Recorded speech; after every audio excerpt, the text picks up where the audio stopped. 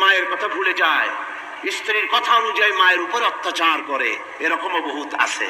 আল্লাহ পাক বলছেন, শোনো, وَقَضَى رَبُّكَ أَلَّا تَعْبُدُوا إِلَّا إِيَّاهُ وَبِالْوَالِدَيْنِ إِحْسَانًا। তোমার প্রভুর পক্ষ থেকে ফয়সালা হয়েছে, চূড়ান্ত সিদ্ধান্ত হয়ে গিয়েছে, আমি আল্লাহর ইবাদতের পর তোমার মা বাপের ইহসান করবে, খেদমত করবে, তাদের জন্য উপকার করবে, তাদেরকে ভালোবাসবে।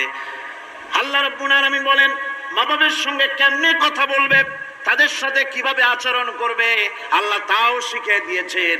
আল্লাহ পাক বলেন, ওয়ালা তাকুল লাহুমা ওয়াকুল লাহুমা কাওলান কারীমা। মা বাবার সাথে সম্মানজনক কথা বলো। ওয়াকুল লাহুমা কাওলান কারীমা, সম্মানজনক কথা বলো। মাথায় ঝাঁকি দিয়ে রাগ করে চোখ মোটা করে কথা বলো না। তুমি সন্তান, তোমার জন্য সবচাইতে বড় পীর তোমার আব্বা, তোমার আম্মা, ঠিক কিনা কন? ছেলের জন্য, মেয়ের জন্য, সন্তানের জন্য সবচাইতে বড় পীর কে? বাবা। এটা ভালো করে মনে রাখতে হবে। আপনার মাওলানা সাহেবদের দোয়া, পীর সাহেবদের দোয়া কবুল হতেও পারে, নাও হতে পারে, 50-50 সম্ভাবনা আছে, আবার সম্ভাবনা নাই। কিন্তু মা বাবার দোয়া কবুল হবে 100% সিউরিটি রয়েছে। রাসূলুল্লাহ বলেছেন 3 জনের দোয়া কবুল হবে, মুস্তাজাবুদ দাওয়াত। কয়জনের দোয়া কবুল হবে? আল্লাহ রাব্বুল আলামিনের হাবিব বলেন 3 জনের দোয়া কবুল হবে আল্লাহর দরবারে। তার মধ্যে একজন হলেন মাজলুম ব্যক্তি, যে ব্যক্তি অত্যাচারিত, যে ব্যক্তি মুসাফির, প্রবাসী, তার দোয়া কবুল হবে। আর মা বাপ যদি সন্তানের জন্য দোয়া করে, ওই দোয়া আল্লাহ রাব্বুল আলামিনের দরবারে মঞ্জুর হয়ে যায়।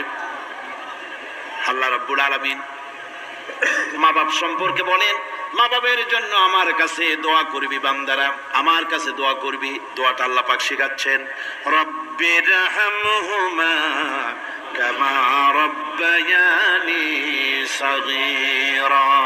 পড়েন সবাই, রব্বিরহামহুমা কামা রব্বায়ানি সাগীরা। একটু জিকির করেন, লা ইলাহা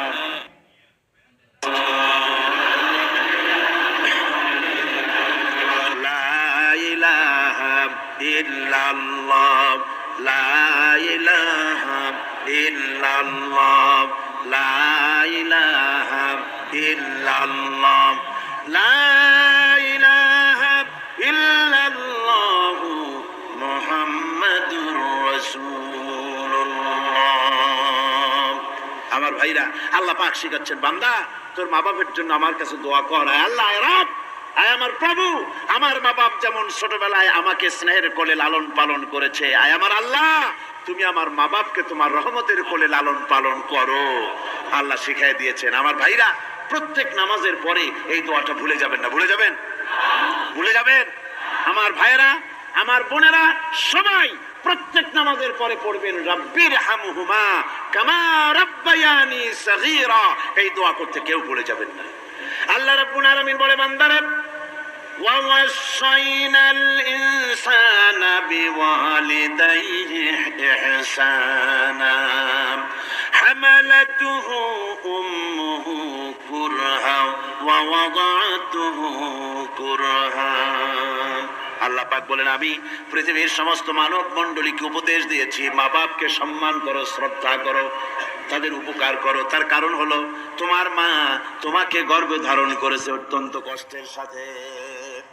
আল্লাহ বলতেছেন, মা তোমাকে গর্ভ ধারণ করেছে অত্যন্ত কষ্টের সাথে, এরপরে তোমাকে ডেলিভারি করেছেন অত্যন্ত কষ্টের সাথে, তোমাকে ডেলিভারি করেছেন। গভীর রাত্রে মানুষ সব ঘুমায় যায়, গর্ভবতী মা ঘুমাতে পারে না, সন্তান পেটের ভিতরে হাঁটু দিয়া গুতা মেরেছে, পা দিয়া লাথি মেরেছে। মা চরম শীতের রাত্রে, প্রচন্ড শীতের রাতে গায়ের লেপটা সরাই দিয়া মা একবার দাঁড়ায়, আর একবার বসে, একবার দেওয়ালের সাথে হেলান দিয়া দাঁড়ায়, কষ্ট করে রাতটারে কাটায় দেয়। আবার সারাদিন সংসারের জন্য কাজ করেছেন, রান্না বান্না করেছেন মা, সকলকে খাওয়াইয়া মা শেষের দিকে খেতে গেছেন। যখন নিজে খেতে গেলেন, খাবারের ক্ষুধাত নিয়ে পেট ক্ষুধা নিয়ে খেতে বসেছেন, পেটের ভিতরে সন্তান লাথি মেরেছে, পেটের মধ্যে ঘুষা মেরেছে, হাঁটু দিয়া গুতা মেরেছে, ভরা পেটে পেটের ভিতরে সন্তান গুতা মারলো হাঁটু দিয়া মাথা দিয়া। মা ক্ষুধা রয়েছে পেটে, খেতে পারলেন না, বেদনা শুরু হয়েছে। খাবারের থালাটা ঠেলে দিয়ে মা দাঁড়ালেন, বসলেন, চোখের পানি ফেললেন। এভাবে করে মা একটা দুইটা দিন নয়, 10টি মাস পর্যন্ত সন্তানটাকে পেটের মধ্যে নিয়ে, একটা জীবিত মানুষ আর একটা জীবিত সন্তান পেটের মধ্যে নিয়ে নড়াচড়া করছেন, চলাফেরা করছেন। কিতাবের মধ্যে এসেছে রাতের বেলায় মা যে ঘুমাতে পারেন না, সন্তানের নড়াচড়ার কারণে রাতভর ইবাদত করলে যত সওয়াব পাওয়া যেত, আল্লাহ ওই সওয়াব মায়ের আমলনামায় লিখে দেন। সন্তান পেটে থাকার কারণে খেতে পারে না, পেট ভরে ক্ষুধায় কষ্ট পায় মা, এই জন্যে 10 মাস ধরে রোজা রাখলে যে সওয়াব হতো, আল্লাহ রাব্বুল আলামিন মায়ের আমলনামায় রোজার সওয়াব লিখে দেন।